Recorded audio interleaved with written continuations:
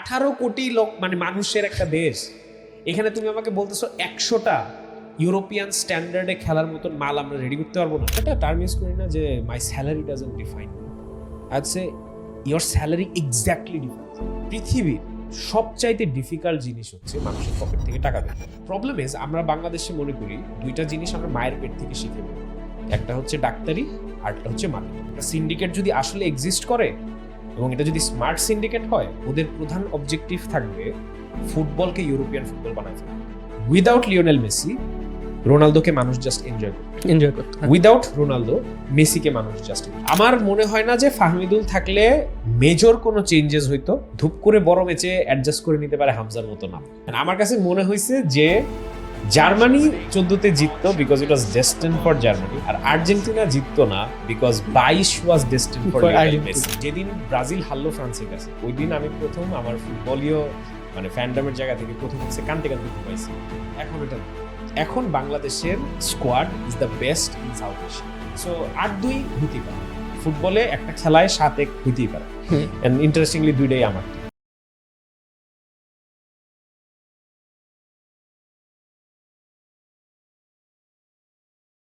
Hello everyone, Assalamu alaikum. Welcome to another perfect episode of Interactive Adda. আজকের 25তম এপিসোডে আমি আপনাদের হোস্ট হিসেবে আছি মোহাম্মদ আশিকুর রহমান আকাশ। ইউজুয়ালি আমরা ইন্টারেক্টিভ আড্ডা পডকাস্টগুলোতে যেসব টপিক দিয়ে কথা বলি, আজকে আমরা তার থেকে একটু ডিফারেন্ট কিছু নিয়ে কথা বলবো। সেটা আপনারা আমাদের ভিডিওর থাম্বনেইল আর টাইটেল দেখেই বুঝতে পারছেন। তো আজকে আমরা কথা বলবো দেশের ফুটবল দিয়ে, ফুটবলকে নিয়ে যে একটা নতুন কন্টেন্ট ক্রিয়েশন ইন্ডাস্ট্রি তৈরি হচ্ছে বা একটা মিডিয়া ইন্ডাস্ট্রি তৈরি হচ্ছে সেটা নিয়ে। আর সেটার জন্য আমাদের গেস্ট হিসেবে আজকে যিনি আছেন, তিনি ফেসবুকের one of the fastest growing page talking টিকি-টাকার founder, none other than Azim Nawaz Khan ভাই। Thank you so much for having me. What an introduction. আমার জায়গা থেকে অনেক কথা বলবো আজকে, but yeah it's very interesting. The topic যেটা আমাকে তুমি বলতেছিলা, it sounded very good, and আমি really excited to share some of the experience যেটা প্রবাবলি এখন পর্যন্ত ওরকমভাবে শেয়ার করা হয় নাই। So thank you so much for having me. কেমন আছেন ভাইয়া? এক কথায় বললে ব্যস্ত, বাট ব্যস্ত থাকাটা আমার মনে হয় খুব ইম্পর্টেন্ট। প্রোডাক্টিভ জিনিসপত্র নিয়ে ব্যস্ত থাকা ইম্পর্টেন্ট। সো এছাড়া আলহামদুলিল্লাহ ভালো একটা সময় যাচ্ছে, ফুটবল নিয়ে অনেক হ্যাপেনিং। বাংলাদেশের জার্সি পরা বুঝতেই পারতেছি, বাংলাদেশের ফুটবল নিয়ে একটা বেশ হাইপ চলতেছে। সো ওভারঅল সবকিছু মিলায়ে প্রফেশনাল পার্সোনাল কন্টেন্ট একটা খুবই ইন্টারেস্টিং একটা টাইম যাচ্ছে, বিকজ সবগুলো একসাথে একটা জায়গায় মিলতেছে এবং এটা একটা খুব ইন্টারেস্টিং এক্সপিরিয়েন্স। সো আলহামদুলিল্লাহ খুব ভালো যাচ্ছে। নেক্সট আমাদের বাংলাদেশের ম্যাচও আসতেছে, বাংলাদেশ ইন্ডিয়া, সেটা নিয়েও আই গেস আপনি অকুপাইড আছেন, রাইট? তো আমরা ইউজুয়ালি মানে আপনার জার্নিটা নিয়ে কথা তো বলবোই, বাট তার আগে একটা হোয়াট ইফ রাউন্ড আমরা শুরু করতে চাচ্ছি, যে এটা না হলে কি হতো। ঠিক আছে, তো শুরু করা যাক রাউন্ডটা। শিওর। ঠিক আছে, তো নেইমার যদি বার্সেলোনায় না আসতো তাহলে কি হতো আপনার কি মনে হয়? বার্সেলোনা এবং ফুটবলবাসী, ফুটবল ফ্যান ওয়ার্ল্ড ওয়াইড পৃথিবীর সবচাইতে পোটেন্ট ট্রিও দেখা থেকে বঞ্চিত হতো। এমএসএন এর কথা বলতেছেন? এমএসএন কি আপনার কাছে ততটা সাকসেসফুল হয়েছে যতটা আর কি আমরা অ্যান্টিসিপেট করেছিলাম, যে ফুটবল ফ্যান হিসেবে যে তারা সবকিছু মানে জিতে যাবে বা কয়েক বছর টানা কন্টিনিউয়াস সাকসেস দিবে? That's a very good question, because ওই টাইমটাতে আসলে এখন যারা নতুন ফুটবল খেলা দেখে তারা যখন এমএসএন এর কথা চিন্তা করে, মেসি, সুয়ারেজ, নেইমার, এই তিনটা নাম অনেক বড়, অনেক হেভিওয়েট, ছবি টবি আছে, অনেক কিছু। বাট ওই সময়টাতে ইনফ্যাক্ট যেই সিজনটাতে আমরা ট্রেবল জিতি, যারা তখন খেলা দেখছে মনোযোগ দিয়ে তারা জানবে যে ওই সিজনের শুরুটা কিন্তু অতটা ভালো হয় নাই না। এবং ওভারঅল সুয়ারেজ যখন আসে তখন ও অলরেডি একটা সাসপেনশনে ছিল, কামড় দেওয়ার লিভারপুল থেকে। হ্যাঁ, লিভারপুল না, ওয়ার্ল্ড কাপে আই থিঙ্ক কামড় দেওয়ার ইনসিডেন্টের জন্য অলরেডি সাসপেনশনে ছিল। আইসা অনেকদিন খেলে নাই। নেইমারও আসার পর থেকেই যে ধূপ করে নেইমার হয়ে গেছে ব্যাপারটা এরকম ছিল না। দেন ফাইনালি এমএসএন একসাথে হইলো, ওইটাও ইমিডিয়েট ছিল না। সো আস্তে আস্তে ইট গ্রু ইনটু সামথিং যেখানে আমরা, if I am not wrong, champions লিগে 4টা ডোমেস্টিক চ্যাম্পিয়নকে হারায় চ্যাম্পিয়ন্স লিগ। অ্যান্ড এর পরের 2টা সিজন আমার মনে হয় যে you very rightfully pointed out, যেরকম আমরা আশা করতেছিলাম আফটার দ্য 14-15 সিজন যে ওইটার একটা কন্টিনিউটি আমরা দেখবো 16, 17, 18, সেটা হয়নি। এবং এটা না হওয়ার পিছনে আমার মনে হয় আমরা এটা আলাপ করলে এটা একটা আলাদা এপিসোড লাগবে, বাট আমার মনে হয় যে ইগো বলো, তখন বার্সেলোনার যে পলিটিক্যাল গ্যাঞ্জাম, করাপশন এন্ড এভরিথিং সবকিছু মিলে আনফরচুনেটলি হয় নাই। আচ্ছা, তাহলে নেক্সট প্রশ্ন হচ্ছে যে 2014 বিশ্বকাপ ফাইনালে ডি মারিয়া যদি খেলতো, জার্মানিকে কি আর্জেন্টিনা হারিয়ে দিত? না, এটা কেন আমি এত স্ট্রংলি না বলতেছি, 14 ওয়ার্ল্ড কাপটাতে I remember having this conversation with one of my friends যে everything was working for Germany. পুরা একদম শুরু থেকে ওদের কিটটা সবচেয়ে সুন্দর হয়েছিল, ওদের টিম কম্বিনেশন সবচেয়ে ফ্লুয়েন্ট ছিল, ওদের manager was in a very good swing, they had some clinical players, very promising upcoming কিছু প্লেয়ার ছিল। সো এবং প্রত্যেকটা খেলা তুমি যদি ওয়ার্ল্ড কাপ 2014 দেখো, Germany had that champions teams luck. আমার কাছে মনে হয়েছে যে জার্মানি 14তে জিততো because it was destined for Germany, আর আর্জেন্টিনা জিততো না because 22 was destined for Lionel Messi. Argentina না Lionel Messi? Lionel Messi. Argentina for me didn't win the world cup, Lionel Messi did. আচ্ছা, আমরা আরেকটু আগের ওয়ার্ল্ড কাপে যাই। জিদান ইতালির ম্যাচ, ধুসটা যদি না মারতো, ওয়ার্ল্ড কাপ কি জিদানের হাতে থাকতো নাকি ইতালি? আমার মনে হয় নিঃসন্দেহে ফ্রান্সের হাতে থাকতো। কারণটা আমি বলি, আমি তখন ওইটা আমার দেখা ফার্স্ট বুঝে কোনো ওয়ার্ল্ড কাপ। আমি 2002 ওয়ার্ল্ড কাপের সময় ফাইনাল ম্যাচটা দেখছিলাম, বাসায় খালি মানুষ চিল্লাচিল্লি করতেছিল, এতটুকু বুঝছি অ্যান্ড টিম জিতছে ব্রাজিল, এতটুকু জিতছি, এরপর থেকে আমি ব্রাজিল সাপোর্টার। সো ওইখান থেকে 2006 ওয়ার্ল্ড কাপে ফাইনালি একটু বুঝে খেলাটা দেখা।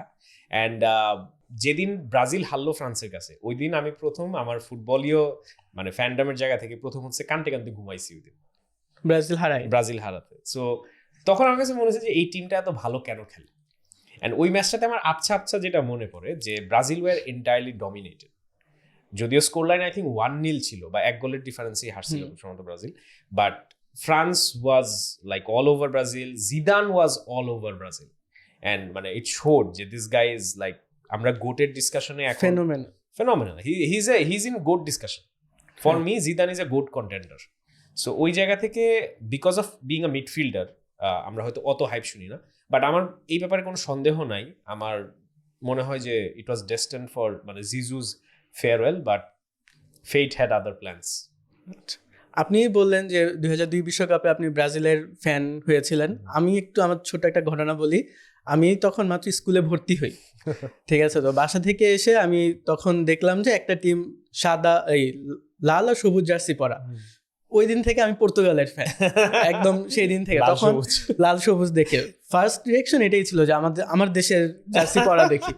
পরে ভাবলাম যে তখন আমি কোনো টিম প্লেয়ারদের নাম জানি না। তখন যখন আস্তে আস্তে বোঝা শুরু করলাম ইউরো হারলো, তখন এই যে একটু পেপার থেকে আর্টিকেল পড়ে পড়ে জানলাম যে আচ্ছা এই টিমে ফিগো, সিমাও, নুনো কস্তা এরা খেলে।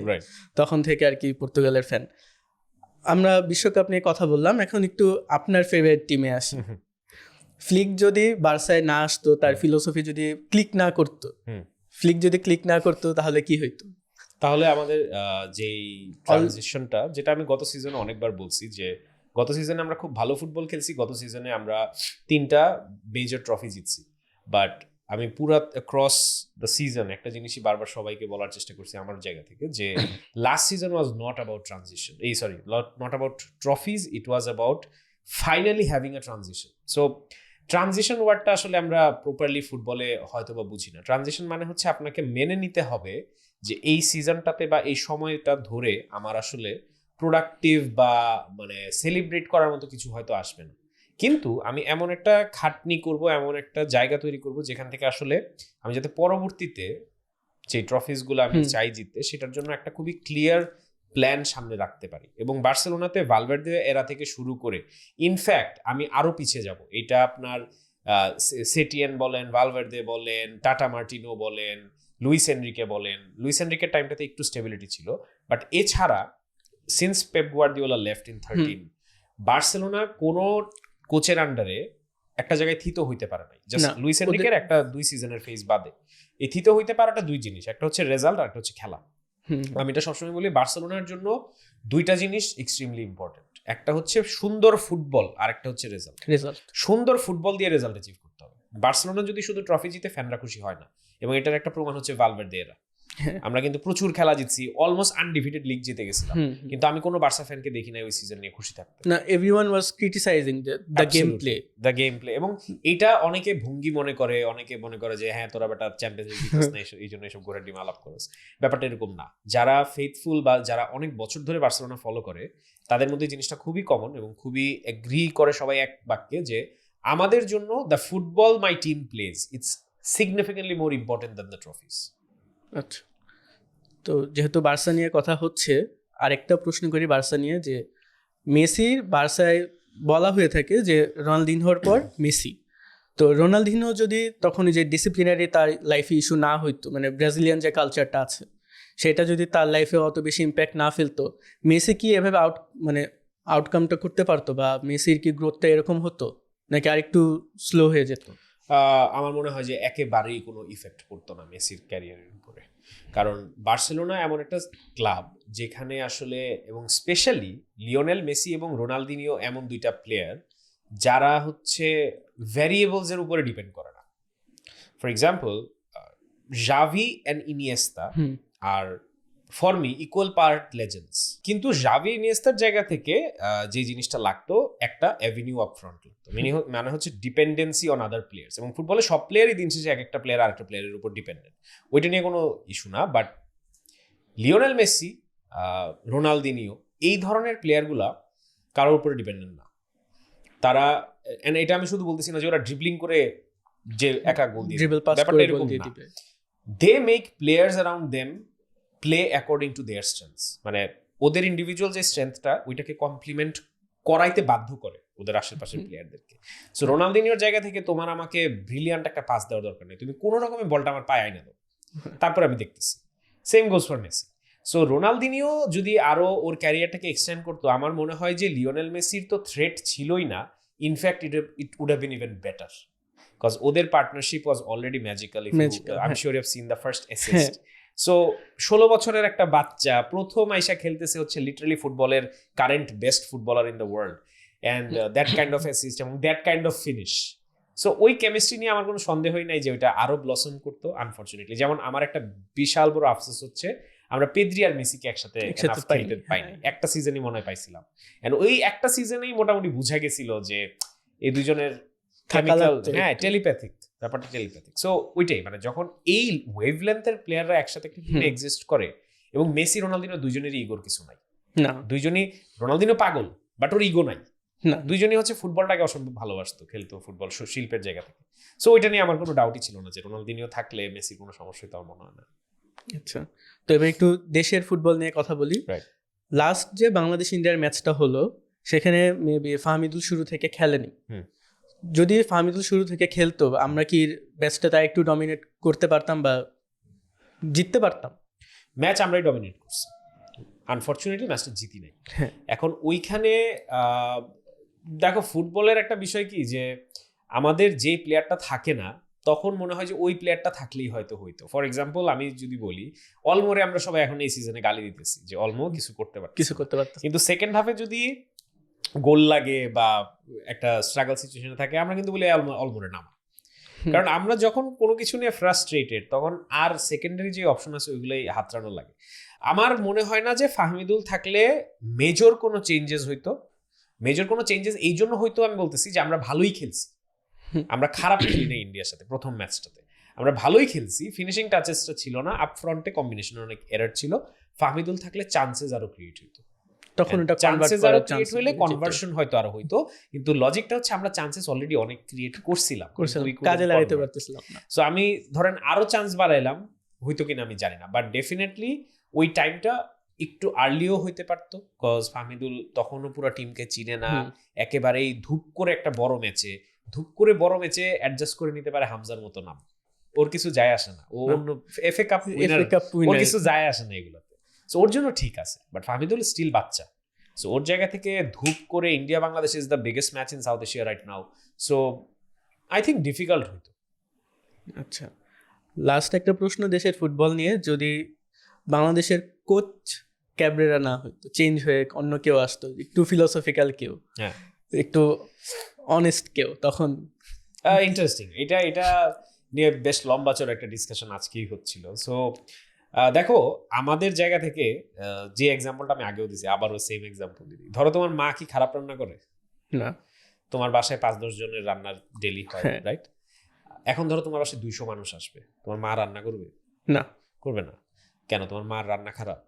না, ক্যাপাসিটি নাই, ক্যাপাসিটি নাই।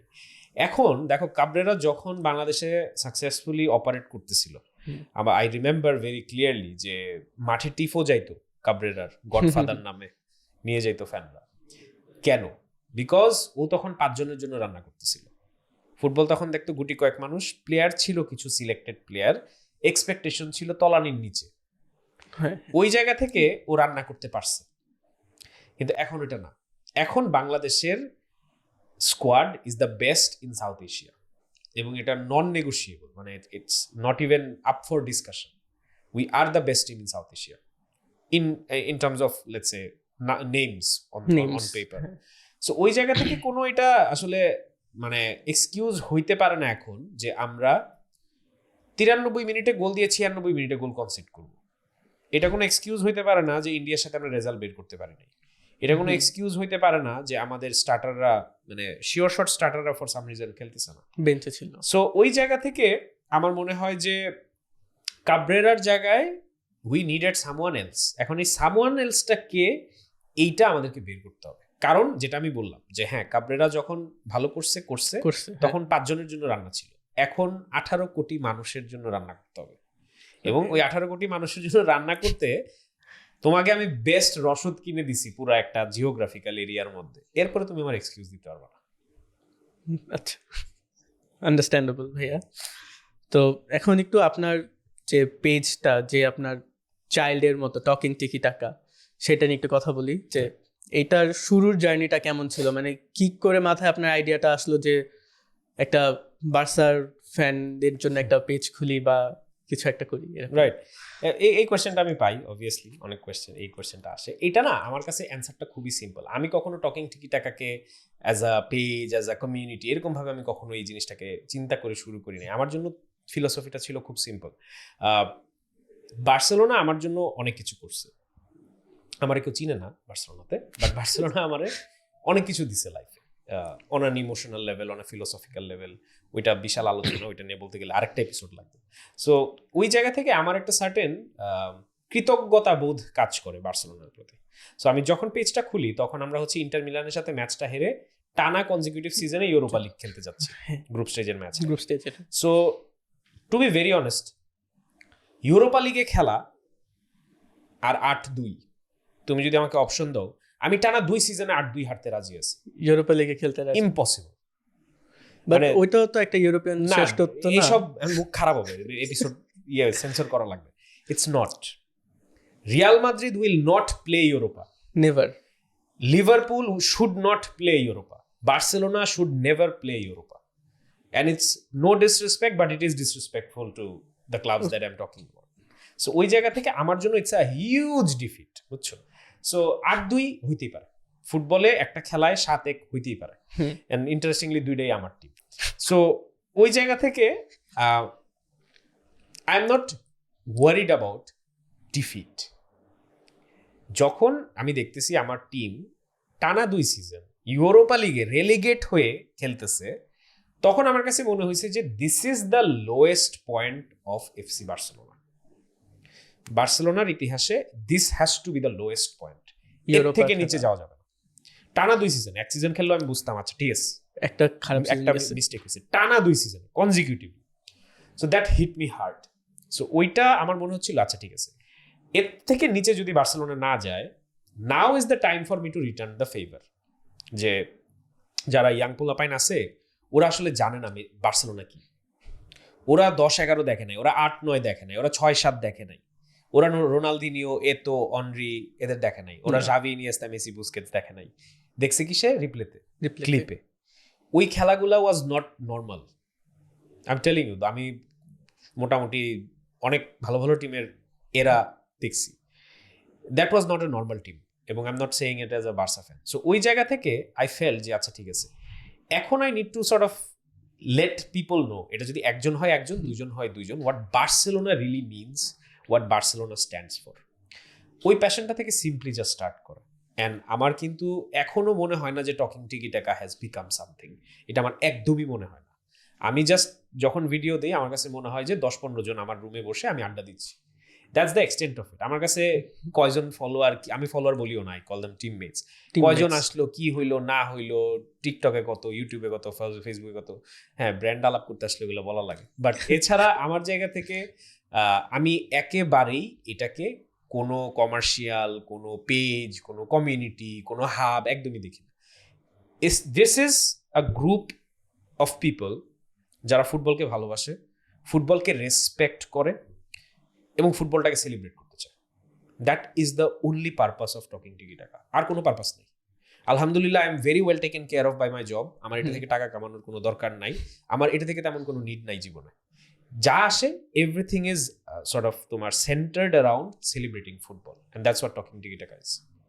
আচ্ছা ভাইয়া, তো আপনি তো বিটপিতে ব্র্যান্ড স্ট্র্যাটেজি নিয়ে কাজ করছেন, জি। তো সেই স্ট্র্যাটেজিটা কি আপনার মানে পেজের গ্রোথটাতে আপনি কোনোভাবে কাজে লাগিয়েছেন বা? একদমই না, একদমই না। একদমই না। কেন আমি বলতেছি যে আমার মাথায়, ফর এক্সাম্পল ধরো আমি যখন ব্র্যান্ডের কাজ করি উইথ ক্লায়েন্টস অর ব্র্যান্ডস, তখন ওইখানে খুবই ক্লিয়ার একটা এজেন্ডা থাকে। ক্লিয়ার এজেন্ডাটা কি? তোমার পকেট থেকে আমার টাকা বের, টাকা নিতে হবে। That is the whole agenda of everything. আমি এখন ধরো তুমি একটা অ্যাড দেখে কান্না করে মরে যাও, অথবা অ্যাড দেখে তুমি সাথে সাথে দোকানে যাও কিনতে, কিছু অবজেক্টিভ একটাই, তোমার ওই ব্র্যান্ডটা ভাল লাগবে, তুমি ওই ব্র্যান্ডটাতে তোমার কষ্টার্জিত টাকা দিবা টু বাই সামথিং, রাইট? টিকি টাকার এজেন্ডা তো এটা না। I do not need you to buy anything from talking tiki taka, right? So আমি চাইলে talking tiki taka would have been 2-3 million followers by now, very easily. ধরো আমি টাকা দিয়েও করতে পারতাম এটা, আরো অনেক হাবিজাবি জিনিস করে করতে পারতাম। বাংলাদেশে গালি দিলে চলে না এমন কিছু নাই, উল্টাপাল্টা জিনিস করলে চলে না এমন কিছু নাই। I know those staff, I know the algorithms, I am a digital marketing strategist. So ওই জায়গা থেকে আমি খুব ভালো করে জানি what click bait staff I could have ডান। আমি খুব ভালো করে জানি আমি কি কি ধরনের এখন গিভ অ্যাওয়ে করলে। আমার প্রত্যেক মাসেই গিভ অ্যাওয়ের জন্য রিকোয়েস্ট আসে যে ভাই আমি আপনাকে দিচ্ছি একটু গিভ অ্যাওয়ে করুন। না আমি করবো না। মানে তুমি যদি কোনো কিছু আর্ন করে, ফর এক্সাম্পল আমি একটা ব্র্যান্ডের সাথে কাজ করি, fans 11, this is a Spanish brand, they reached out to me from Spain যে আমরা তোমাকে বার্সেলোনার অ্যাম্বাসেডর হিসেবে চাই।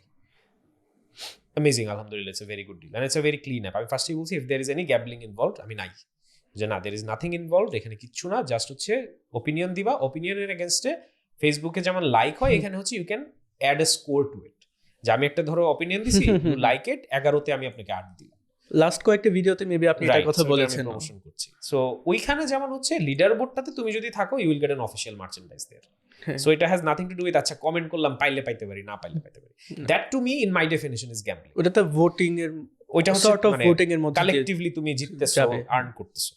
সো ওই জায়গা থেকে আমার ধরো এনি সোশ্যাল মিডিয়া পেজ বলো, কমিউনিটি বলো, কিভাবে গ্রো করাইতে হয় that I know, but the policies required to do that is not what Talking Tiki-Taka stands for, and that was never the objective.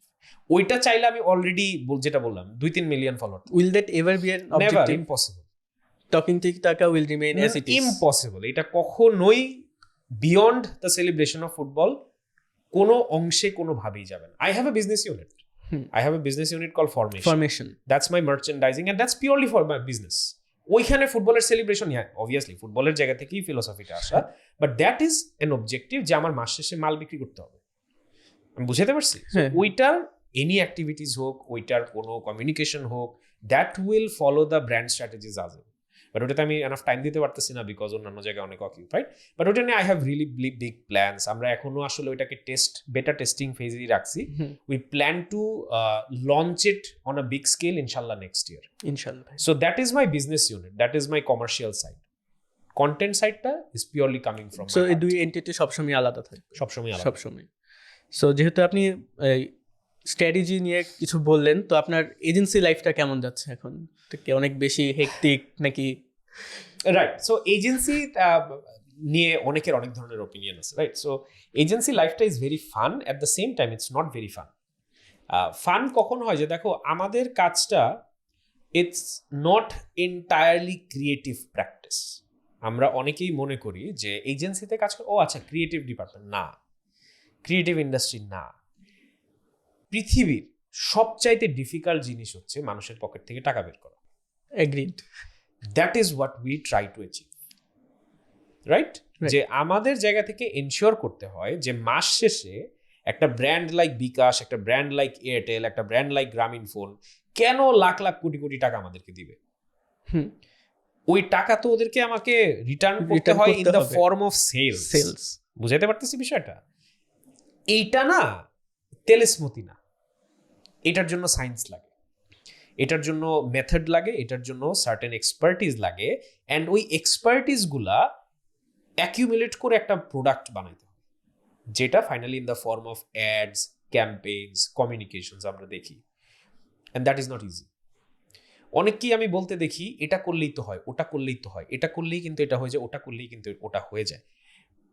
Problem is আমরা বাংলাদেশে মনে করি দুইটা জিনিস আমরা মায়ের পেট থেকে শিখে বের হই, একটা হচ্ছে ডাক্তারি, আরটা হচ্ছে marketing.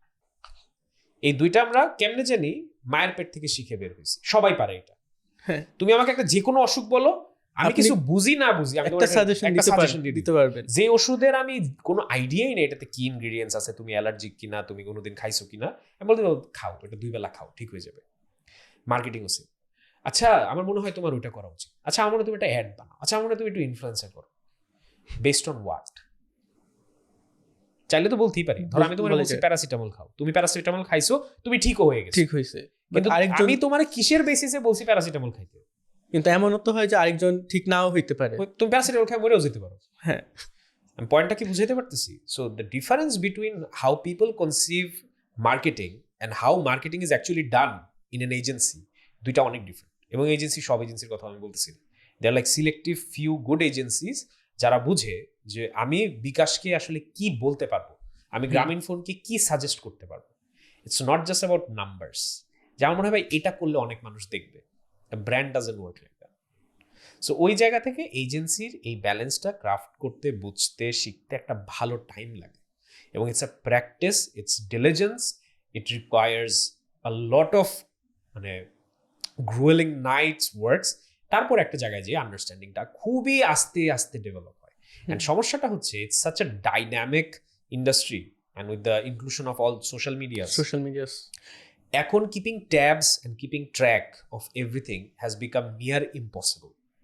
So marketing is a 24/7 job. আমরা অনেকেই বলি এজেন্সিতে কোনো অফিস আওয়ার নাই, it's not even office hour, you can't switch off your head. আজকে আমি একটা ক্লায়েন্টকে যে জিনিসটা বলে আসলাম ডিজিটালে, কালকে সকালবেলা আমি উঠে দেখবো জোকারবার্গ এটা বন্ধ করে দিছে। আমি আজকে যে একটা ক্লায়েন্টকে বললাম যে রিলস হ্যাপেনিং, ভাই রিলস করি, কালকে নোটিফিকেশন আসবে you should make your videos 3 minutes longer. তখন আবার আরেকজন, আমার লিটারালি কোনো কন্ট্রোল নাই এটার উপরে।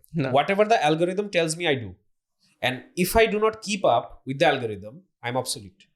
সো মার্কেটিং এবং এজেন্সি এবং ব্র্যান্ড কমিউনিকেশনে যারা কাজ করে এদের কোনো অফ টাইম বলতে কিছু নাই, এদের কোনো পিরিয়ডিক টাইম স্ট্যাম্প নাই। You evolve everyday, you learn everyday, otherwise তোমাকে দিয়ে হবে না, অবসলিউট হয়ে যাবে। একদমই যে অবসলিউট হয়ে যাওয়ার যে ব্যাপারটা, আপনি যেহেতু স্ট্র্যাটেজি নিয়ে কাজ করতেছেন, সাপোজ আপনি আজকে একটা ব্র্যান্ডের জন্য স্ট্র্যাটেজি ডেভেলপ করলেন, কিন্তু ওটা দেখা গেল যে 1 মাস পর সেটা ওয়ার্ক করতেছে না, ওই সিচুয়েশনটাতে আপনি কিভাবে মানে এই জিনিসটা হ্যান্ডেল করেন? বা এই সিচুয়েশনটা, if I am a strategist, আমি কাউকে 1 মাসের স্ট্র্যাটেজি দিবই না। 1 মাসের স্ট্র্যাটেজি বলতে কিছু নাই, 1 মাসের অ্যাকশন প্ল্যান থাকতে পারে, বাট স্ট্র্যাটেজি কখনো 1 মাসের হয় না। ফর এক্সাম্পল, আজকে যদি কথার কথা ধরো, আমি নগদ, আমি বিকাশকে দেখতেছি এমন একটা ব্র্যান্ড যেটা ক্যাটাগরি নেম হয়ে গেছে, মানুষ টাকা পাঠায় না, মানুষ বিকাশ করে। তো সেই জায়গা থেকে আমি বিকাশকে যখন নগদকে যখন আমি স্ট্র্যাটেজি দিব, তখন আমি নগদকে এই স্ট্র্যাটেজি দিব না যে, বা স্ট্র্যাটেজির পার্ট এটা হবে না যে কি করলে তুমি এই মাসে বিকাশ থেকে বেশি মানি ট্রান্সফার করাইতে পারবা। That is not strategy, that is an action plan. Strategy is over 5 years কি করলে Nagad will be considered alongside bKash. That is a strategy. কত আমার নাম্বারস হচ্ছে না, everything, this are action plan. আচ্ছা, সো আমি যখন স্ট্র্যাটেজি সেট করতেছি তখন it provides a more constructive 360 and long term understanding of my each course of actions. And as a brand strategist you need to visualize the end game of it, যে 5 বছর পরে তোমাকে যে আমি কি হবে, এক্স্যাক্টলি কি হবে। অ্যান্ড এটা আমার মনে হয়েছে ওয়ান ফাইন মর্নিং, সকালে ঘুম থেকে এটা মনে হয়েছে বিকাশ একটা 5 না, You have to back it up with numbers, you have to back it up with research, you have to back it up with data, you have to back it up with proven results. It's like playing chess.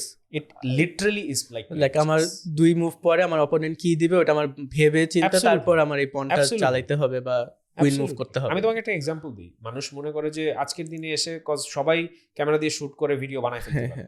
আমি তোমাকে just একটা example দিই। GSK one of our brands, যেটা আমি initially দেখতাম, এখন এটা ইউনিলিভারের আন্ডারে একটা cluster. What they use to do is, তুমি একটা স্ক্রিপ্ট রেডি করছো, ওইটা নিয়ে রিসার্চ হবে, প্রপার রিসার্চ, যে 10 জনের ডাকছি বা আমার কেমন লাগছে না, proper research, there are research agencies for that. Script হয়েছে, রিসার্চ হবে, স্ক্রিপ্ট থেকে দেন ওইটা একটা আমরা বলি অ্যানিমেট্রিক্সের মতো, মানে স্ক্রিপ্টটাকে জাস্ট হচ্ছে স্টোরি বোর্ডের মতো একটা অ্যানিমেটেড ফর্মেট, ওইটা দেখানো হয় আবার, দেন ওইটার রিসার্চ, দেন ওইটার বেসিসে টিভিসিটা বানানো হয়, দেন ওইটা আবার দেখানো হয়। বাই দ্য ওয়ে, একটা লেভেলও যদি বাদ পড়ে যায় পরের লেভেলে যায়, ওখানেই থাকবে। দেন টিভিসি বানানোর পর আবার দেখানো হয়, এবং ওইখানে টু দ্য এক্সটেন্ট এরকমও দেখানো হয় যে তোমার ভিডিও দেখার পরে অডিয়েন্সের রিয়াকশন কেমন হচ্ছে, ওইটার বেসিসেও মেট্রিক্স থাকে, নাম্বারস থাকে, দেন ফাইনালি জিনিসটা যায়। সো কথার কথা, আমার একটা ভিডিও বানাইতে যদি 5 টাকা লাগে, এটার পিছনে 15 টাকা আমি রিসার্চে খরচ করি, তারপর একটা জিনিস যায়। এখন এই প্র্যাকটিসটা হয় না, বিকজ সোশ্যাল মিডিয়াতে এখন আর আসলে কোয়ালিটি গেম নাই, ইটস আ কোয়ান্টিটি। বাট এই জিনিসটা কেন একটা ব্র্যান্ড করতো? কারণ তুমি যখন একটা কথা বলতেছো, ফর এক্সাম্পল আমি এখন এখানে যেগুলো বলতেছি, these are recorded and these are gonna stay on the internet as long as the internet is there, right? True. তোমার চ্যানেল না থাকলেও এই জিনিসটা থাকতে পারে। সো আমি যখন এই কথাটা বলে দিচ্ছি, it's like bullet, I can't take it back, right? একটা ব্র্যান্ড যখন একটা কিছু বলে দেয়, they can never take it back. That sounds extremely dangerous to those people যারা আসলে ব্র্যান্ড বুঝে। কারণ it's an extremely intricate process to build something that delivers a very consistent message. Consistent message মানে কি? আজিম আজকে কি? That I need to establish. এখন ধরো আমি 10 বছর লাগায় টকিং টিকি-টাকা এস্টাবলিশ করলাম, বাংলাদেশের সবচেয়ে প্রমিনেন্ট বার্সেলোনা বা football base sports content creator. কালকে আমি এমন একটা কথা বলে ফেললাম সোশ্যাল মিডিয়াতে, সবাই আমাকে নিয়ে গালাগালি শুরু করলো। 10 বছরের কষ্ট একদিনে শেষ। সো ব্র্যান্ডের জন্য this is exactly what happens. এবং মানুষের পিছনে যেমন লেগে থাকে মানুষ, ব্র্যান্ডের পিছনেও ব্র্যান্ড লেগে থাকে। So it exactly what's like that. আমি যখন একটা ভুল বলবো, আমার কম্পিটিটররা আমাকে ছেড়ে দিবে না, কখনোই না। ওরা আমার পিছনে এমনি তো লেগে আছে, আর যখনই আমি ভুল করে ফেলছি, immediately that is being ব্রট under the microscope. Same thing happens with brands. Just ব্র্যান্ডের ক্ষেত্রে এখানে স্টেকগুলো হচ্ছে কোটি কোটি, শয়ে হাজার হাজার কোটি টাকার ব্যবসা। সো ওই জায়গা থেকে একটা ব্র্যান্ড যখন স্ট্যাবলিশ করা হয়, স্ট্র্যাটেজিস্টরা যখন, ব্র্যান্ড টিম যখন একসাথে পুরো জিনিসটাকে ক্র্যাক করার ট্রাই করে, that is an extremely elaborate এবং detailed process then what general people thinks. It's science, it's not art. Okay, so এবার আমরা মানে এজেন্সি লাইফ বা কিভাবে কি হলো এগুলো নিয়ে অনেক কথা হলো। আমরা একটা ইন্টারেস্টিং টপিক নিয়ে কথা বলবো, fan theory. Fans are the ones who make the sports this much exciting. Absolutely. Right. Absolutely. And they have some crazy theories. Right. So আমি একটা থিওরি বলবো, আপনি you will share your opinion on this. Okay. So some fans say যে Barcelona মেসিকে না, Messi বার্সেলোনাকে বানাইছে। So এই জিনিসটা কতটুকু, মানে আমার অপিনিয়ন, আপনার অপিনিয়ন কি এখানে? আমি জিনিসটার সাথে এগ্রি করি না, পার্শিয়ালিও না। না, কারণ জিনিসটা খুব সিম্পল। দেখো, I am more successful than my father at this age. At this age উনি লাইফে যতটুকু ধরো অ্যাচিভ করতে পারছে, তার থেকে আমি বেশি করছি at this age. At this age. এখন আমাকে তুমি বলো, what will be my family known for? মানে আপনার নাম নিয়ে নাকি আপনার ফাদারের নাম? That is one example. মানুষ এটা বলতে পারে আপনার ছেলে খুব ভালো করতেছে, আজিম না, আপনার ছেলে। আমি পয়েন্টটা বুঝাইতে পারছি? I come from a lineage, I come from an upbringing which was designed to propel me to achieve success. So আমার ফ্যামিলি আমাকে পড়ালেখা করাইছে, আমার বাপ কষ্ট করে আমাদের 3 ভাই বোনরে অনেক যা যা লাগছে সারা জীবন দিছে, আমরা ভালো ইনস্টিটিউশনে গেছি, ভালো রেজাল্ট করতে পারছি, ভালো চাকরি পাইছি, ভালো একটা জায়গায় আল্লাহর রহমতে এখন আসছি। এই ফাউন্ডেশনটা ক্রিয়েট কে করে দিছে? আমার বাবা। এখন with time, with technology, with resources, everything evolves. সে যে টাকা বেতন পাইতো এই টাকা বেতন এখন না, অবভিয়াসলি ইনফ্লেশনে জিনিসটা হয়েছে। So with time everything evolves. And যখন একটা ফাউন্ডেশন আপনাকে দেওয়া হয়, ওই ফাউন্ডেশনটাতে আপনি কি কতটুকু করতে পারবেন, দ্যাট ইজ ইয়োর এক্সপার্টিজ এবং that is your talent, that is your hard work. Someone needs to create that foundation. If there was not a La Masia, there wouldn't have been a human being called Lionel Messi, let alone an athlete. So never in a million years Messi created Barca or Messi made Barca what it is. It was Barcelona made a team of winners যেখানে the biggest star was Lionel Messi. It is absolutely nothing more than that. Okay, so the next is যে Ronaldo আসলে ফুটবলের সবচেয়ে বড় brand, player না। So এই জিনিসটা কি আপনি এগ্রি করেন? That's just BS. মানে এগুলো হচ্ছে ওই যে কিছু ফ্যানরা এক গ্রুপ বানায় আরেক গ্রুপ বানায়। Cristiano Ronaldo and Lionel Messi is the reason Cristiano Ronaldo and Lionel Messi became the biggest names. Without Lionel Messi, রোনালদোকে মানুষ জাস্ট এনজয় করত। Without Ronaldo, মেসিকে মানুষ জাস্ট এনজয় করত। There is a healthy Ronaldo competition. made the brand of Lionel Messi 100 times bigger. Messi made the brand of Ronaldo 100 times bigger. And their talent is on equal footing, আমি বলবো। হ্যাঁ, এখানে debate সবাই যেটা বলবে যে Messi is more god gifted, which I think is true.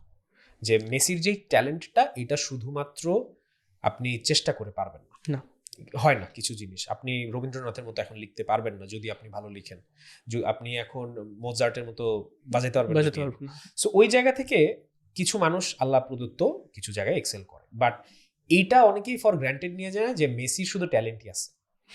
আমি এখন অনেক এক্সাম্পল দিতে পারবো, ওগুলো দিয়ে লাভ নাই, আমি শিওর আপনিও জানেন যে সবাই চলে যেত, মেসি থাকতো। কিন্তু আমরা ফুটেজ কিন্তু দেখি যে ম্যাচের আগে চুপ করে ফুটবলের উপরে বসে that's just him. That doesn't mean এর আগে কয়শো ঘন্টা ও ট্রেনিং করছে, কতক্ষণ প্র্যাকটিস করছে, জিমে কতক্ষণ ছিল, ওইগুলো তো আর আমরা দেখি না। সো রোনালদোর জায়গা থেকে যেটা হয় যে Ronaldo is someone who has always cared about the off the field part of football as well. Messi অতটা না, কিন্তু ওই জায়গা থেকে if you say Ronaldo is the biggest brand, not the biggest footballer, that's being extremely disrespectful to the player. What is the Ronaldo brand based on? The player Ronaldo. Absolutely. Without the footballer Ronaldo, K Ronaldo? He's no one. He's no one. No one. এবং ওই জায়গা থেকে আজকের দিনে এসে যদি রোনালদোকে আমি brand consider করি, that is purely, solely and only down to his football. And ওইখান থেকে কোটি কোটি মানুষ ওর জন্য জীবন দিতে রাজি হয়, পেজ ব্লক করে ফেলায়, অনেক কাহিনী করে, অনেক কিছু। There is no brand Ronaldo for me, there is only athlete footballer Ronaldo, যে capitalised on his identity and made a separate entity outside of football as well. That's it. তো অন্য একটা প্রশ্ন করি যে মেসি রোনালদোর পরে নেইমার আছে নাকি অন্য কেউ? মেসি রোনালদোর পরে আমার কাছে Ronaldinho. So Ronaldinho is a player যাকে আমি মনে করি যে হি even could have been more celebrated and let's say, better ওয়ার্ডটা আমি ইউজ করতে চাই না, বাট আই থিঙ্ক রোনালদিনিওর ক্যারিয়ারটা যদি আরেকটু প্রলংড হইতো, গ্লোরিফাইড হয়ে যেত, আমি আমরা আজকের দিনে এসে মেসি রোনালদো টার্মটা ইউজ করতাম না, মেসি রোনালদো রোনালদিনিও টার্মটা ইউজ করতাম। যেমন মেসি নেইমার রোনালদো বলে ওই রকম, ওইটাও আমার মনে হয় না সবাই বলে না, মানে নেইমারকে নিয়ে কনফিউজ। প্র্যাকটিক্যালি যদি আমি বলি, মেসি আর রোনালদোর যেই নাম্বার, মেসি আর রোনালদোর যেই অ্যাচিভমেন্টস ইন্টারন্যাশনালি বলো, ক্লাবের জায়গা থেকে বলো, এটা তো মানে অকল্পনীয় বললেও হাস্যকর শুনে। সো ওই জায়গা থেকে নেইমারের ওই নাম্বারস এন্ড এভরিথিং নাই। ট্যালেন্টের জায়গা থেকে যদি আমাকে বলো, অ্যাবসলিউটলি, যে ট্যালেন্টের জায়গা থেকে মেসি রোনালদো নেইমার আমরা বলতে পারি, বাট সেটা যদি বলতে হয় শুধু ট্যালেন্ট, তাহলে আবার আমি ইনফ্যাক্ট বলবো যে রোনালদিনিও মেসি রোনালদো, এই রোনালদিনিও মেসি রোনালদো। কারণ আমার কাছে মনে হয় না যে রোনালদিনিওর চাইতে ন্যাচারালি গিফটেড ট্যালেন্টেড ফুটবলার এর থেকে বেশি আর কেউ আসছে। আচ্ছা, ফ্যান্সরা আরেকটা কথা বলে যে নেইমারের ক্যারিয়ারটা সে সোশ্যাল মিডিয়া বা তার কালচারের কারণে নষ্ট হয়ে গেছে। এটা কতটুকু এগ্রি করেন আপনি এর সাথে? কিছুটা এগ্রি তো করতেই হয়, দেখো একটা জিনিস কি, এটা আমি বিশ্বাস করি যে যখন you pay respect to your practice, I mean what you do, profession, your art, your dedication, it gives you back and it returns you the favor. আমি একটা জিনিস বিশ্বাস করতে খুব পছন্দ করি যে ইউনিভার্সাল একটা স্কেল আছে। তুমি ধর্মে বিশ্বাস করো, তুমি নাস্তিক হও, যাই মনে চাই তাই বলো, কিন্তু একটা ইউনিভার্সাল স্কেল আছে যেটা সবসময় সমান থাকতে পছন্দ করে। সো যখন তুমি তোমার জীবনের টাইম, এনার্জি, মানে মানি সব কিছুকে একটা সাইডে রেখে তুমি প্রায়োরিটাইজ করতেছো the art form, the practice, the profession, তখন ওই জিনিসটা না কৃতজ্ঞ বোধ করা শুরু করে এবং ওই জিনিসটা কৃতজ্ঞতা থেকে তোমাকে অনেক কিছু রিটার্ন করে। নেইমার বার্সেলোনাতে এসে একটা স্ট্রাকচার পাইছিল, একটা ফরম্যাট পাইছিল, একটা ডিসিপ্লিন পাইছিল, যেটা ব্রাজিলিয়ানদের ডিএনএ গত জায়গা থেকে ফুটবলটাকে ওরা শুধু প্রফেশন বা খেলা হিসেবে দেখে না, এটা ওদের কাছে একটা ফুর্তি। ফুটবলটা ব্রাজিলিয়ানদের কাছে একটা ফুর্তির ব্যাপার এবং এই কারণে ব্রাজিলিয়ানদের মতো ফুটবল খুব কম প্লেয়াররাই খেলতে পারে, খুব কম কান্ট্রি খেলতে পারে। এর কারণটা হচ্ছে ওরা ফুটবলটাকে দেখে হচ্ছে একটা ইনস্ট্রুমেন্টের মতো, একটা নাচের মতো। ওদের কাছে এন্টারটেইনমেন্ট, হ্যাঁ, ট্যাকটিক্যাল না ওদের কাছে জিনিসটা। বাট ইউরোপিয়ান ফুটবল তো এরকম না, European football is machine. So ও যখন আসছে তখন এই ফরম্যাটটা যেটা করছে, ওর গড গিফটেড ট্যালেন্টটাকে মোল্ড করে এত সুন্দর একটা জায়গায় নিয়ে গেছিল যেখান থেকে হি কুড হ্যাভ মানে ruled the world. And Messi কিন্তু মেন্টালি একটা খুব কমফোর্ট জোনে ছিল যে যা আমার টাইম শেষ হলে আছে কেউ না কেউ। এবং Messi is like that person যে ও চাইতুই যে আমার পরে নেইমার, আমার সাথেই নেইমার আসুক, এখানে কোনো সুপ্রিমেসির কোনো আলাপ নাই। সো ওই জায়গাতে নেইমার যে ডিসিশনগুলো নিছে, এটা আজকের দিন এসে আমার বলা লাগবে না those are wrong decisions, Neymar নিজেই বলে। নেইমারের ফ্যামিলি বলে, নেইমারের বাপ বলে, নেইমারের সবাই বলে। রাকিটিচ আই থিংক কয়েকদিন আগে একটা ইন্টারভিউ দিছে, ও বলতেছিল যে it was a very stupid move. And এখানে আমি নেইমারকে একটু বেনিফিট অফ দ্য ডাউট এই জন্যও দেই যে বার্সেলোনার তখন যে পলিটিক্যাল সিচুয়েশন ছিল, আমি থাকলে আমিও থাকতাম তখন তো অনেক মানে এরকম একটা সিচুয়েশনে এত বড় একটা ক্লাব, এবং পলিটিক্যাল বিউরোক্রেসি কিন্তু এক্সট্রিমলি বাজে। এবং অ্যাথলিটদের জন্য এটা আরো বেশি ইম্পর্টেন্ট কেন, যে দেখো আমি এটা সবসময় বলি, একটা ক্রিকেটার হোক, একটা ফুটবলার হোক, একটা অ্যাথলিট হোক, ওর আয়ুষ্কাল হচ্ছে নেক্সট গেম পর্যন্ত। ও একটা ম্যাচে কি খেলছে এটা নেক্সট ম্যাচে মনে রাখে না ফ্যামিলি, এটা মানে খুবই ruthlessly, this is the nature of the game. Every single game, সিজনে 38টা লিগ ম্যাচ, 10-12টা ইউসিএল ম্যাচ, 5-6টা আদার কম্পিটিশনের ম্যাচ, প্রত্যেকটা ম্যাচে you have to go and you have to do the same thing repeatedly. This is what makes you Messi Ronaldo, and this is why I think এটা আর কেউ পারবে না পৃথিবীতে। So to answer your question simply, আমার কাছে মনে হয় যে ইয়েস, নেইমার কিছুটা হইলেও ওর ক্যারিয়ার নিজে স্যাবোটাজ করছে। ওকে, এখন দেশের ফুটবল নিয়ে একটা কথা, যে বাংলাদেশের ফুটবলে আসল সমস্যাটা গ্রাস রুটে বা ট্যালেন্টে না, পলিটিক্সে। আই গেস এটাতে সবাই কম বেশি আমি এগ্রি করি না। এগ্রি করেন না? একদমই এগ্রি করি না। আমাদের সেই ট্যালেন্ট কম ফুটবলে না তাহলে? What's your opinion? ওকে, পৃথিবীতে তুমি আমাকে একটা জিনিস বলো যেটাতে পলিটিক্স/সিন্ডিকেট নাই, গ্রুপিং নাই। না, এরকম কোনো কিছু আদতে এক্সিস্ট চিন্তা করো না, চিন্তা করেই দেখো পাও কিনা। একটা মসজিদের কমিটি, ওটাতেও গ্রুপিং হয়। হ্যাঁ, এতিমদের জন্য টাকা উঠায়, ওইখানেও গ্রুপিং আছে। সিন্ডিকেট ইজ ইম্পর্টেন্ট, কিন্তু সিন্ডিকেট স্মার্ট হইতে হয়। ফর এক্সাম্পল ধরো আমি আজকে ফুটবলের সিন্ডিকেটে আমার জায়গা থেকে আমার প্রথম টার্গেট কি থাকা উচিত বলো তো? তার আগে বলো সিন্ডিকেটের অবজেক্টিভ কি? একটা স্বার্থ করে কি হয়? সাকসেসের জন্য। সাকসেস পাইলে টাকা আসবে, টাকা, রাইট? একটা সিন্ডিকেট কেন ফর্ম হয়? মোর মানি। কোর অবজেক্টিভ ইজ টাকা। এখন আমাকে বলো, ফুটবল কেমনে টাকা বেশি কামাবে? কি করলে ফুটবল বেশি টাকা কামাবে? মানুষ যদি খেলা দেখে, কথা বলে। মানুষ কেন খেলা দেখবে? প্যাশন জায়গা থেকে নাকি? খেলা দেখতে ভাল লাগে। ভালো খেলা কিভাবে হবে? ভালো প্লেয়ার কিভাবে আসবে? আবার আমার ট্যালেন্ট থাকা লাগবে। Core job of a syndicate is to improve the game. Okay, একটা সিন্ডিকেট যদি আসলে এক্সিস্ট করে এবং এটা যদি স্মার্ট সিন্ডিকেট হয়, ওদের প্রধান অবজেক্টিভ থাকবে ফুটবলকে ইউরোপিয়ান ফুটবল বানায় ফেলা। হ্যাঁ, এটা হওয়া তখন উচিত। আসল টাকা আসবে। কিন্তু এখন মানে আমাদের দেশে ফুটবলে তার ওরকম হইতেছে না। আমাদের স্মার্ট সিন্ডিকেট নাই। ওকে, আমাদের সিন্ডিকেট হচ্ছে মামা টিকিট বেচছি, টাকা আসছে, রেখে দিই কিছু, হয়তো আমি যাই না। But if it was smart syndicate, তাইলে আগে ইনফ্রাস্ট্রাকচার ডেভেলপ হতো, নিজের পকেট থেকে টাকা দিত, টাকা দিয়ে এমন একটা ইনফ্রাস্ট্রাকচার বানাইতো যে ওইখানে করাপশনই করতো, টাকাই মারতো। কিন্তু এখন 5 টাকা মারলে তখন মারতো 500 টাকা। 500 টাকা। অ্যান্ড আই ডোন্ট মাইন্ড, কারণ I am getting football, I am getting good players, I am getting good. কিন্তু এটা ইথিক্যালি কি কারেক্ট? এথিক বলতে কিছু নাই পৃথিবী। তুমি কি মনে করো আমরা কিন্ডার গার্ডেনে পড়ি সবাই? না, the world doesn't work like that. আমি এখন এসে এখানে বলতেই পারি যে না, এটা এরকম হওয়া উচিত, এটা এরকম বাই দ্য বুক, না হলে কিভাবে হবে বলেন তো? You and me both know যে the world doesn't work like that. ওই জিনিসটা এক্সিস্ট করবেই। এটা কোনোভাবেই সম্ভব না। একটা এন্টিটি যেখানে কোটি কোটি টাকার ডিলিং হবে, ইনভেস্টমেন্ট হবে, রেভিনিউ জেনারেট হবে, ওইখানে করাপশন থাকবে না, ওইখানে ইন্টারনাল আন্ডারস্ট্যান্ডিং থাকবে না, ওইখানে গ্রুপিং থাকবে না, এটা বোকার স্বর্গে বসবাস করা। কিন্তু যেটা আমি বললাম, syndicate is not the problem, you have to be a smart syndicate. এবং দেখো আজকের দিনে এসে আমরা একটা টার্ম সবাই শুনছি যে তোমার basically control criminal activity, organised crime. So organised crime মানে কি? ক্রাইম তো ক্রাইমই, তো what is organised crime? Organised ক্রাইমও বা নেসেসারি ইভিলও লাগে যখন ক্রাইমও স্পোরেডিক হয়ে যায়, তখন it is more dangerous. So I would much rather have a specific corrupted unit যারা ফুটবলকে উন্নতি করে টাকা মারতে চায়, অ্যাজ অপোজ টু এই কোন রকমের যত পারে।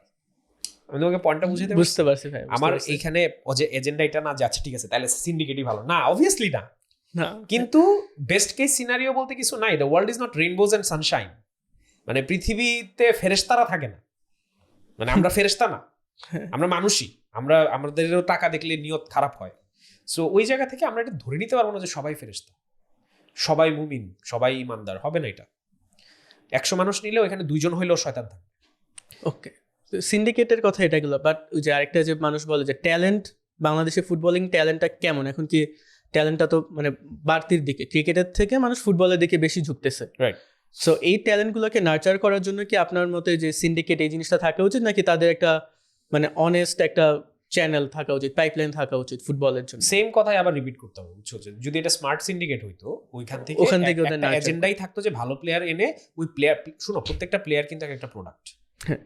ধরো আজকে বাফুফে যদি হামজাকে ওদের কন্ট্রাক্টে রাখতে পারতো, if Bafufe was bigger, if Bafufe was stronger, Hamza Shamit would have been a part of Bafufe.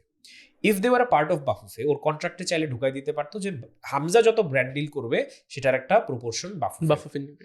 কথার কথা বলতেছি যে তখন কি হচ্ছে যে হামজা তুমি একটা প্রোডাক্ট বানাইছো ফ্রম বাফুফে, ওইটার তুমি ফিউচার ওই চ্যানেলটা থ্রুতে তো আমি তখন টাকা আসছে। Absolutely right. সো তুমি এখন ইমাজিন করো তুমি 11টা হামজা বানাইছো, 11টা হামজা থেকে তোমার ইনভেস্টমেন্ট আসতেছে, 11টা হামজা থেকে স্পন্সরশিপের প্রপোর্শন তুমি পাচ্ছ। This is what a smart syndicate would have done. The idea is to create products that I can sell in the future. এখন উই ডু নট সেল, এখন হচ্ছে আমরা কোনো রকমে যা পাচ্ছি এন্ড এভরিথিং ওইটা থেকে we try to maximize. So প্লেয়ারের অভাব আছে বলে আমি এটা বিশ্বাস করতে অসম্ভব রকমের দ্বিমত জানাই। 18 কোটি লোক মানে মানুষের একটা দেশ, এখানে তুমি আমাকে বলতেছো 100টা ইউরোপিয়ান স্ট্যান্ডার্ডে খেলার মতন মাল আমরা রেডি করতে পারবো না? অবভিয়াসলি আছে। এই নেক্সট ওয়ার্ল্ড কাপে মেবি একটা ছোট্ট একটা দেশ কোয়ালিফাই করে ফেলছে, 5 লাখ জনসংখ্যা, 5 লাখ জনসংখ্যা, 5 না 6 লাখের মতো জনসংখ্যা আছে। এটা কোনোভাবে আমাকে তুমি বিশ্বাস করতে বলো যে 18 কোটি মানুষের মধ্যে 100টা ফুটবলার নাই? ইম্পসিবল। ঠিক আছে, সো নেক্সট একটা অনেক বেশি কন্ট্রাডিক্টরি বা কি বলবো এটাকে কন্ট্রোভার্সি তৈরি করতে পারে যে ভিএআর ফুটবলটাকে ধ্বংস করে দিতেছে। আপনি কি মনে হয়? I absolutely love VAR. ওই যে মানুষরা তখন বলে যে ফুটবলে যে একটা ছন্দ আছে, ছন্দ নষ্ট হয়ে যাচ্ছে, তখন আমার কাছে মনে হয় যে ফুটবল এত ফ্র্যান্টিক একটা গেম, এবং ফুটবল ক্রিকেটে কিন্তু প্রচুর ব্রিদিং স্পেস আছে, অনেক টাইম পাওয়া যায় দাঁড়াইতে, ওভারের মাঝে এইটা সেটা, খুব আরামসে খেলে ফুটবল। ক্রিকেট হচ্ছে খুব আরামের খেলা। আরাম আমি অবভিয়াসলি বলতেছি না যে এটা ফিজিক্যালি ইয়ে না, এক্সস্টিং না, অবভিয়াসলি ইট ইজ, বাট ক্রিকেটে you get time to think. রেফারির জায়গা থেকে, সরি, আম্পায়ারের জায়গা থেকে বলো, ক্যাপ্টেনের জায়গা থেকে বলো, ব্যাটসম্যানের জায়গা থেকে বলো, বলারের জায়গা থেকে বলো, ইউ গেট ক্রিকেটে ইন দ্য মানে ম্যাচ চলাকালীন আমি স্ট্র্যাটেজি চেঞ্জ করে ফেলা যায়, প্লেয়ার চেঞ্জ সব অনেক কিছু করা যায়। ফুটবল ইজ এক্সট্রিমলি ফ্র্যান্টিক, অলওয়েজ মানে হার্টবিটের মতো পালস চলতে থাকে। ওই জায়গাতে ভুল না হওয়াটা অস্বাভাবিক। এবং ফুটবলের সাথে এখন এতগুলো মানুষ ইনভলভড, বোথ তোমার ইমোশনাল স্পেকট্রামের জায়গা থেকে এবং ফাইন্যান্সিয়াল এতগুলো মানুষ ইনভলভ যে একটা ভুল decision has a much bigger impact. একটা নিউজ তুমি দেখছো কিনা আমি জানি না, এমবাপে যে পেনাল্টিটা মিস করলো গত ক্লাসিকোতে, একটা Real Madrid fan heart attack করে মরে গেছে। তাই? এটা জানতাম না। মাঠে বসে খেলা দেখতেছিল, খুব সম্ভবত হার্ট অ্যাটাক করে মারা গেছে after Mbappe miss the penalty. So এটা শুনতে হাস্যকর লাগে না, but I can feel that emotion. Football literally saved my life. এটা নিয়ে আমি বললাম তো, কথা বলতে চাইলে আমি অনেকভাবে বলতে পারি, but I think sports saves lives and impacts lives. এটা আমরা চিন্তাও করতে পারি না। তুমি অ্যানিমে দেখো? কম। তুমি জানো আমার পুরা ইউথের মোটিভেশন সিস্টেম ছিল অ্যানিমে। আমাকে কেউ কখনো পিঠ চাপড়ায় বলে নাই আজিম তুমি পারবা, বাট আমাকে একটা অ্যানিমে ক্যারেক্টার বলছে যে আজিম তুমি পারবা। পয়েন্টটা বুঝছো? সো ফুটবলের ইম্প্যাক্টটা on lives is much bigger than হয় মামা 2-1 জিতছি, এই তোরে তো 5-0 গোল দিছি, একটা মিম বানা। No, it's much bigger than that. So ওই সিচুয়েশনগুলোতে if you can minimise the errors, হ্যাঁ, I do not like how VAR is making mistakes, that sucks, but the concept of VAR I absolutely agree on, কারণ human error থাকবেই, specially in a game like football. এবং human error যখন থাকবে, when football has become so big that it impacts life beyond the results, beyond the trophies, beyond the finances, তখন আমার ওই এররগুলোকে minimise করতে হবে, and that is the VAR is the only way I can minimize it. So ভাইয়া, এখন আমরা একটা interesting একটা সেগমেন্টে যাচ্ছি, the El Clasico round. So you are supporter of Barcelona, so আমি জিজ্ঞেস করবো যে এল ক্লাসিকো মানে রিয়াল আর বার্সা দুইটা টিম মিলায়ে একটা একাদশ বানাতে পারি, প্লেইং 11 বানাতে। প্রথমে ফরমেশনটা বললেন, তারপর হচ্ছে আমরা প্লেয়ারগুলা প্লেস করবো। উফ, দ্যাট ইজ ভেরি ডিফিকাল্ট। আচ্ছা, you can be biased if you want. I am usually not very biased, so biased হলেও আমি হয়তো দেখি না, বাট কারেন্ট 11 নাকি না অল টাইম 11? আচ্ছা, মানে এত আবার পুরাতন না যাতে মানুষ, আমি যতটুকু দেখছি, যাদের খেলা দেখছি আমি তাদের, হ্যাঁ তাহলেই হবে। I think goalkeeper formation is 4-3-3. Goalkeeper is ইকার কাসিয়াস। দুইটা সেন্টার ব্যাক হবে হচ্ছে, খুবই টাফ, এটা খুবই tough, Puyol and I would say Ramos. Left back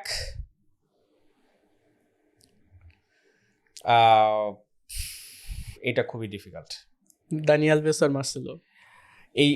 এই জায়গাটা চুজ করা খুবই ডিফিকাল্ট, বাট সিন্স টিমে অবভিয়াসলি মেসি থাকবে, I am gonna go with Dani Alves. Right ব্যাকে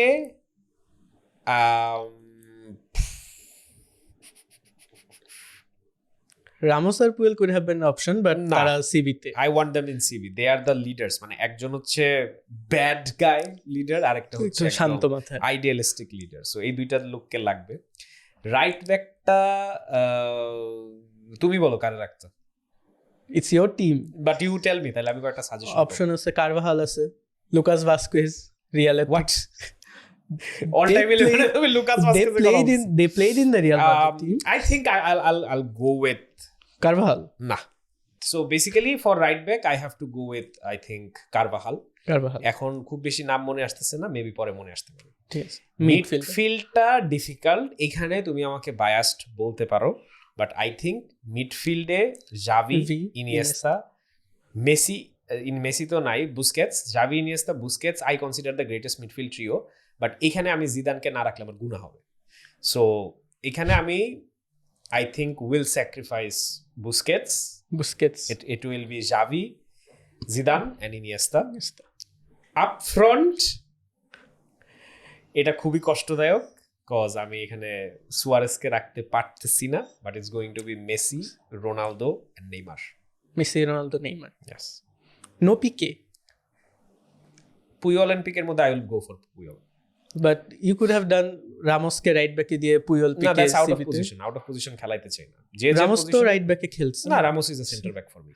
সেভিয়াতে তো রাইট ব্যাকে খেলতেই পারে, যেমন এখন Kounde is not a centre back. Centre back ও রাইট। আমার জন্য Ramos is the centre back, যাকে আমি ঘৃণা করি, যাকে আমি দেখতে পারি না। মেসি আমলে তো আমার মনে হয় আমি বাসায় মাঠে যে আমি মাইরা ফেলাই। হ্যাঁ, সো ওই জায়গা থেকে and I have equal part respect for the guy as well. আমার কাছে মনে হয় যে পুয়ল এন্ড পিকে থেকে আমাকে একজন চুজ করা লাগতো, এন্ড আরেকটা পজিশনে I think I would go for Ramos. Pique is a better ball playing centre back, but একদম মানে ইন জেনারেল যদি আমি একটা টিম চিন্তা করি তাহলে I would rather have Puyol and Ramos in my center back pairing, and center back মানে Ramos for me is a center back, for me he's not a right back. So ওই জায়গা থেকে I think that's the right back পজিশনটা নিয়ে আমি এখনো একটু কেমন জানি ধোঁয়াশার মধ্যে আছি, বাট আমার কাছে মনে হয় যে আমি মার্সেলো ড্যানি আলভেজ দুইজনেরই খেলাইতাম, একজনের আউট অফ পজিশন খেলাইতাম। So that would have been my preference. আর midfield chooses itself, the front line chooses itself. But what amazes me যে মিডফিল্ডে শুধু জিদান, ক্রুজ, মডরিচ, ক্যাসিমিরো থেকে For me, Xavi Iniesta is the epitome. Better than For me. For you. For me. Xavi Iniesta is the epitome. Modric and Kroos are insane midfielders, but for me the For level you. is like this: Xavi, Iniesta, Zidane. That's the god tier. এরপরে হচ্ছে realm of mortals, যেখানে আমি বুস্কেটসকে আমার জায়গা থেকে, এটা বললে গালি খাবো আমি জানি, বাট বুস্কেটস, ক্রুজ, মডরিচ এরা সবাই হচ্ছে আমার জন্য the secondary generation. Okay, so আমি একটা নেক্সট একটা প্রশ্ন করতে চাচ্ছি আপনাকে, যে এখন যারা স্পোর্টস নিয়ে নতুন করে ভিডিও বানাচ্ছে, একদম জিরো বাজেট থেকে যারা কন্টেন্ট শুরু করতে চাচ্ছে, তাদের জন্য যে আপনার যে এক্সপিরিয়েন্সটা হলো ভিডিও এডিট মানে ভিডিও ক্রিয়েট করে করে, সো এক্সপিরিয়েন্সটা থেকে তাদের জন্য আপনার কি লেসন আছে, আপনি কি বলতে চান তাদেরকে?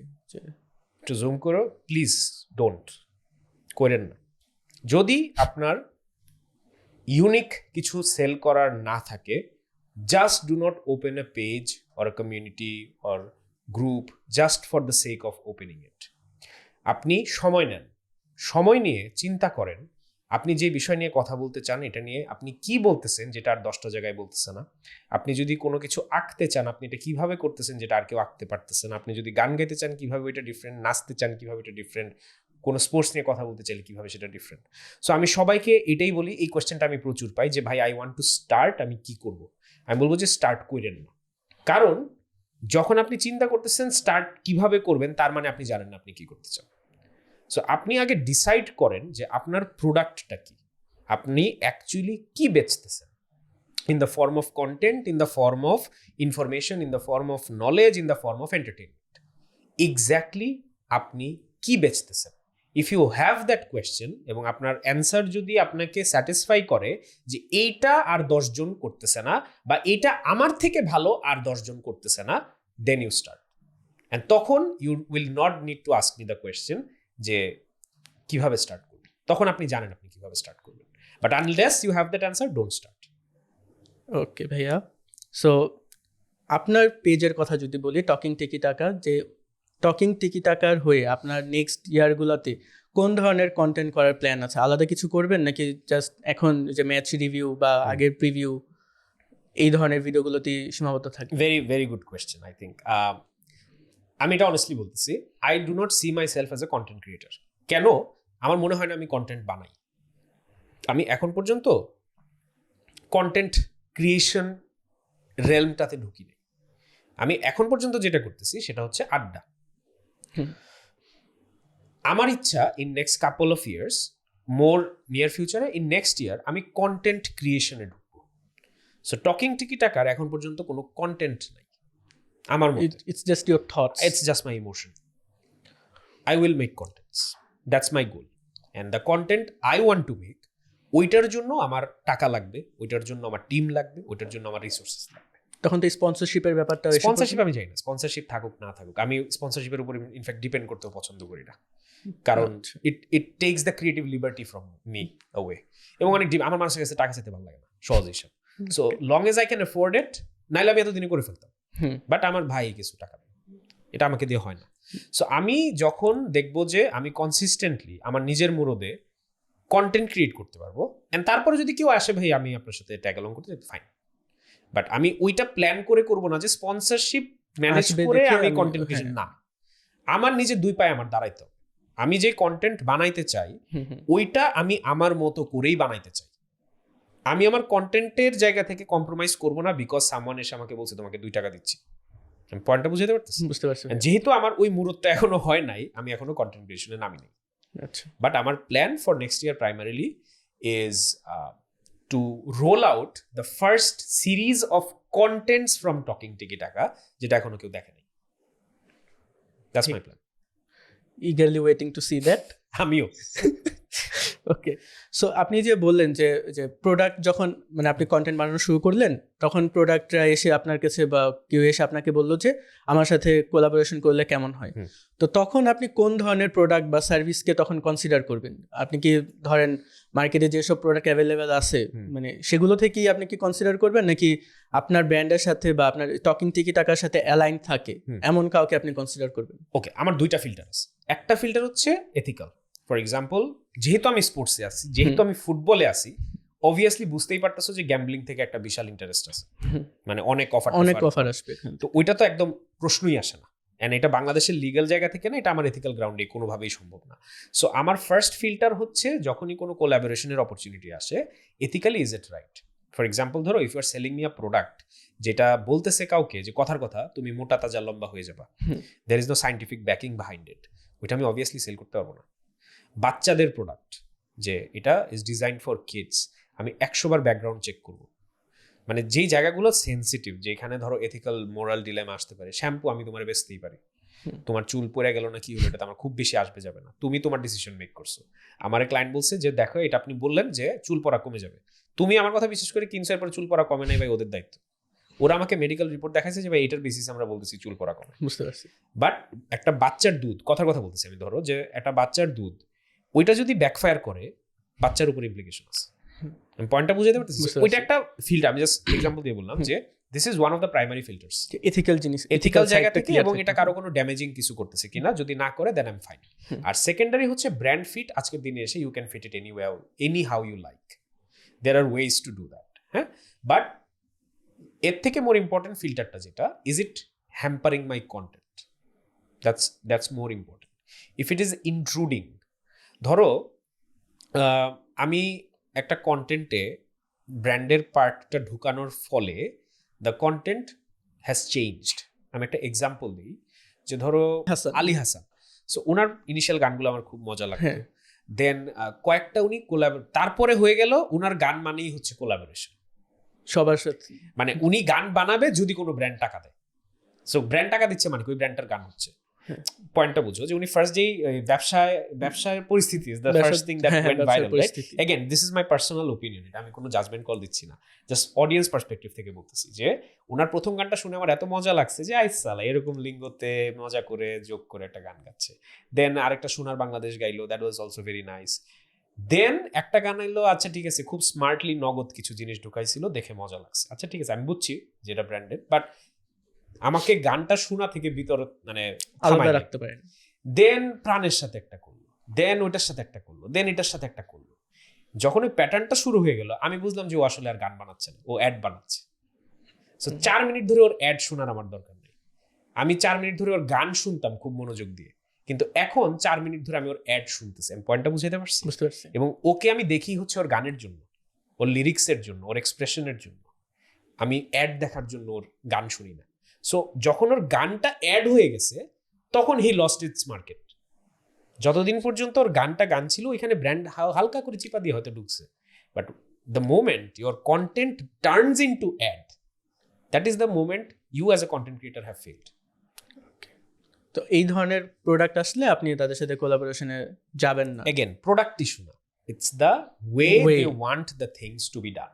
ওকে, যে আমার কন্টেন্ট, ধরো এখন তুমি টকিং টিকি-টাকাতে আসো বার্সেলোনার একটা ম্যাচ শেষ হওয়ার পর, because you want to see the reaction of a specific fan যে ফুটবল নিয়ে কথা বলেন, বার্সেলোনাকে ডাই হার্ড পছন্দ করে।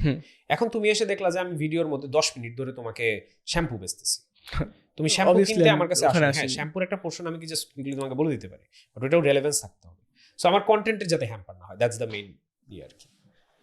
আচ্ছা ভাইয়া, এখন আরেকটা প্রশ্ন হচ্ছে যে দেশে যখন মানে গ্রাসরুট লেভেলে, আমাদের দেশে গ্রাসরুট লেভেলে কেউ যদি স্পোর্টস নিয়ে কন্টেন্ট ক্রিয়েট করতে চায়, মানে ফার্স্টের দিকে চ্যালেঞ্জগুলো কি ফেস করে, বা আপনি কোন ধরনের চ্যালেঞ্জগুলো ফেস করেছিলেন প্রথম দিকে? গ্রাসরুট বলতে কি বোঝাচ্ছ? যে ধরেন যে মাত্র শুরু করলো, যার অত ফলোয়ার নাই বা পেজটাতে তেমন কিছু মানুষ আসতেছে না, কিন্তু ও কন্টিনিউয়াসলি বানিয়ে যাচ্ছে, তো কি করলে ওর পেজটাতে মানুষ আসবে, বা মানে অ্যাপার্ট ফ্রম নেগেটিভ সাইডস কি করলে ওর পেজটাতে মানুষ আসবে বা দেখা মানে ওর পেজটা ভিউজ বাড়াবে? আমার একটা খুবই কন্ট্রোভার্সিয়াল ওপিনিয়ন আছে। ওকে, এটা আই শিওর এখানেই সবাই এগ্রি করবে না। আমরা একটা টার্ম ইউজ করি না যে my salary doesn't define me. I'd say your salary exactly defines you. That is the only quantifiable value of Aakash. That is the only quantifiable value of Azim. Societal একটা নর্মে কিন্তু pay structure হয়, right? এটা আমি কেন বলতেছি? Your salary is an indication যে তুমি তোমার একাডেমিক্স থেকে শুরু করে তোমার প্রফেশনাল ডেভেলপমেন্ট থেকে শুরু করে finally in execution how good you are, that is the reflection of your salary. আমি কি বুঝাতে পারতেছি বিষয়টা? সো ওইখান থেকে তুমি যদি কনসিস্টেন্টলি, তুমি যে টার্মটা ইউজ করছো, তুমি যে কনসিস্টেন্টলি দিয়ে যাচ্ছে বাট ফলোয়ার হচ্ছে না, দ্যাট মিনস তুমি অনেক বছর ধরে চাকরি করতেছো, তোমার বেতন বাড়তেছে না। কেন বাড়তেছে না? কারণ আমি হয়তো ওই পরিমাণ আউটপুটটা আমার কোম্পানিকে দিতে পারতেছি না। আরো সিম্পলি বলি, you are not adding value to the company. Just like you probably are not adding value to your audience. আমি বুঝাতে পারছি? যে কারণে আমি ফার্স্টে বললাম যে if you do not have an unique product, don't start. কারণ আসবে না। তুমি চাকরির এক্সাম্পলটা আমি এই জন্য দিছি যে it's a very result oriented dimension. আমি অফিসে যাচ্ছি, আমি আমার কাজ করতেছি, আমার কাজ থেকে কোম্পানি উপকৃত হচ্ছে, কোম্পানির টাকা বাড়তেছে, আমার টাকা বাড়তেছে। আমি কন্টেন্ট বানাচ্ছি, আমার কন্টেন্ট দেখে ফ্যানরা খুশি হচ্ছে, ওরা লাইক দিচ্ছে, ওদের দেখা দেখি আরো লাইক দিচ্ছে, আমি উপকৃত হচ্ছি। The cycle is exactly the same. এবং তোমার স্যালারি বাড়বে না if you do not improve and if you do not have an unique expertise. তোমার ফলোয়ার সংখ্যা বলো, প্যারামিটার্স বলো, নাম্বারস বাড়বে না if you do not have something unique to give. এখন এখানে দুইটা ওয়ে অ্যারাউন্ড আছে। চাকরিতে তুমি টাকা মারতে পারবা, কন্টেন্টে তুমি সস্তা জিনিসপত্র করতে পারবা। এই দুইটা হচ্ছে শর্টকাট। ঠিক আছে, তো ভাই আমরা এখন মানে আমাদের পডকাস্টটা একদম লাস্টের দিকে এসে পড়েছি। লাস্টে আমাদের মানে পডকাস্টগুলোতে ইউজুয়ালি আমরা একটা র্যাপিড ফায়ার রাউন্ড করে থাকি। র্যাপিড ফায়ার মানে আমি প্রশ্ন করবো, ফার্স্টে যে থটটা আপনার মাথায় আসবে that will be the answer. Okay, no thinking, no nothing. ঠিক আছে। সো নিজেকে যদি আপনি 3 শব্দে ডিসক্রাইব করতে চান, এক্সপ্লেন করতে চান, কোন 3টা ওয়ার্ড বলবেন? Hardworking, stubborn, naive. Stubborn and naive. Hardworking because আমি মনে করি যে there is absolutely nothing I can not do, it's only a matter of figuring out. So ওইটা ফিগার আউট করতে আমার যতটুকু এফর্ট দেওয়া লাগে আমি দিব, অ্যান্ড দেন আইল get it done. That's my belief system. Stubborn হচ্ছে যে if I believe something, it's very difficult for me to, or someone to, let's say, tell me that এটা না। So I'm extremely stubborn about my beliefs. And naive হচ্ছে আমি অনেক বোকা, আমি অনেক ফুলিশ জিনিসপত্র করি। I'm extremely driven by emotions, এবং any sentimental মানুষ বাই ডিফল্ট অনেক নাইভ হয়। আপনার জীবনে সবচেয়ে ইনফ্লুয়েন্সিয়াল পারসন কে? অনেক মানুষ আছে, ফিকশনাল অর অ্যাকচুয়াল? বোথ, দুই সাইড থেকে দুইজন। ইনফ্লুয়েন্সিয়াল যদি বলো, আমার বাবা মা, কারণ every single thing I do in life is somehow connected to their happiness. আর ফিকশনাল? অনেকগুলো ক্যারেক্টার আছে। অ্যানিমে একটা ক্যারেক্টার আছে, he is called Toshinori Yagi, My Hero Academia যদি দেখে থাকো, অ্যান্ড ইজুকু। এই দুইটা ক্যারেক্টার আই মানে see a sort of reflection of myself in them, and মানে what I would have wanted at that phase of life. So মানে to be very honest, আমার লাইফে কিছু মেন্টর আছে, যারা কিছু আমার কলিগ, কিছু আমার আত্মীয়, অ্যান্ড ওই অ্যানিমে ক্যারেক্টার আছে। আরেকটা ক্যারেক্টার আছে, he is my best friend. উনি বয়সে আমার থেকে অলমোস্ট 35-40 বছরের বড়। He is my youngest uncle. He passed away in 2014.